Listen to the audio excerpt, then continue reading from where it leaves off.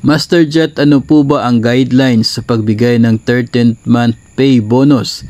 Kasi po, resign po ako last August 29, DepEd Division, and na-hire po ako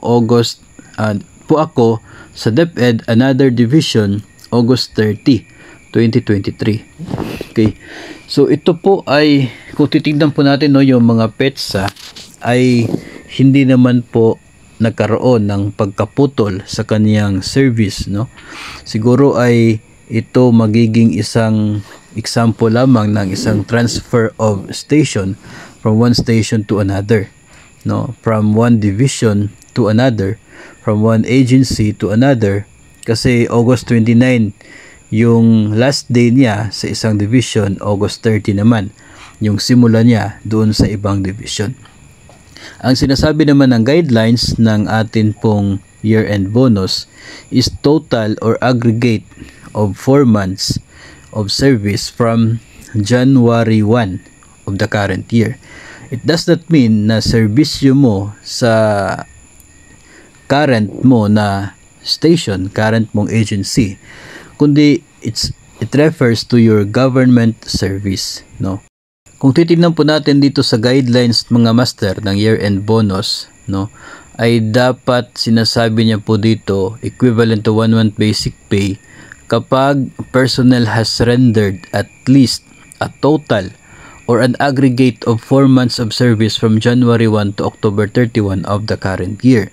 No, yun po ay referring to your government service. Ang total or aggregate service required from government personnel for the purpose of year-end bonus and cash gift shall include all actual services rendered while occupying a regular, contractual, or casual position in the national and or local government, including leaves of absence with pay.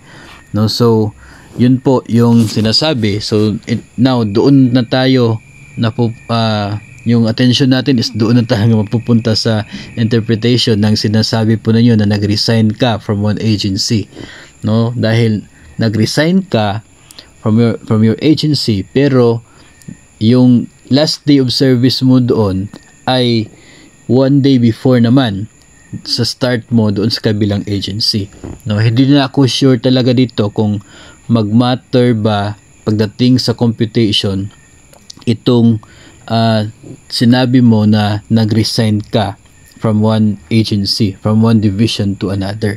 Kasi for me, pwede naman itong maging transfer of station lang, no? Instead of resignation, ay transfer of station lang from one division to another. Kasi within the same agency naman po tayo, pareho tayong within DepEd, kaya lang from one division to another. So, for me, pwede natin siyang maging transfer of station, no? Instead na resign yung ginamit, instead na resign yung naging termino, no? Yung instead of resignation, dapat is naging letter of intent lang to transfer to another station. For me though I'm not sure kung ang mangyayari ba ay mapuputol talaga yung service mo because of that resign na term, o kaya ay pwede na siyang maging tuloy lang kasi nga wala namang gap talaga doon kung titingnan po natin. Pero if ever natutuloy lamang po yung mangyayari niyan, ang magbabayad ng bonus mo is your new division office, kung saan po yung station ninyo ngayon as of November 15, kasi August kayo noong na-transfer sa kanila. So sila po yung magbabayad ng bonus po ninyo at hindi na po yung old division. Yun ay kung considered siya as tuloy, since wala naman talagang gap doon sa service, and from DepEd to DepEd lang naman yung nangyari. No, siguro i-refer na natin to doon sa mga nakasubaybay sa ating page o channel na mayroon pong sapat na kaalaman pagdating po sa isyong ito, kung ito po ba ay to be considered as continuous lang na service or to be considered ba na mapuputol kasi nga doon sa term na nag-resign from one division pero na-transfer naman doon sa kabilang station. So bigay ko na po yon to those with enough knowledge, no, ipakikomento na lamang po kung ano po yung mangyayari at ano po yung pwede natin maibigay na sagot dito po sa ating sender. Pero if ever tuloy po yung new agency po, new division ninyo, sila po yung magbabayad sa inyo ng inyo pong year-end bonus and cash gift. At maging sa susunod na po na benefits tulad po ng PEI at kung mayroon mang SRI, sila na po yung magbabayad niyan sa inyo.